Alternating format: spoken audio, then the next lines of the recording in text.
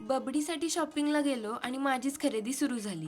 नमस्कार, मी तेजा आणि आज आम्ही निघालोय खास बबडीसाठी कपडे खरेदीला. कारण बबडीला उन्हाळा सुरू झाल्यापासून काही कपडेच घेतले नव्हते, त्यामुळे गरमीत थोडं हलके फुलके कपडे घ्यायचे म्हणून आम्ही पोहोचलो के मार्केटला.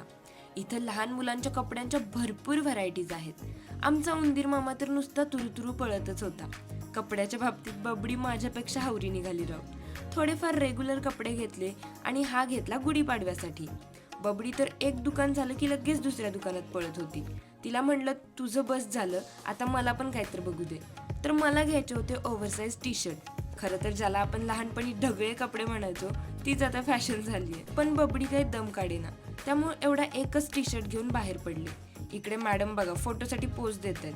त्यानंतर थोडा नाश्ता केला आणि घरी निघालो.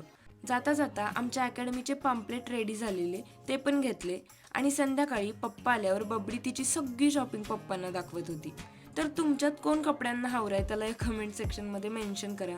आणि याचा पूर्ण व्हिडिओ बघायचा असेल तर यूट्यूबला अवेलेबल आहे, तो पण तुम्ही नक्की बघा.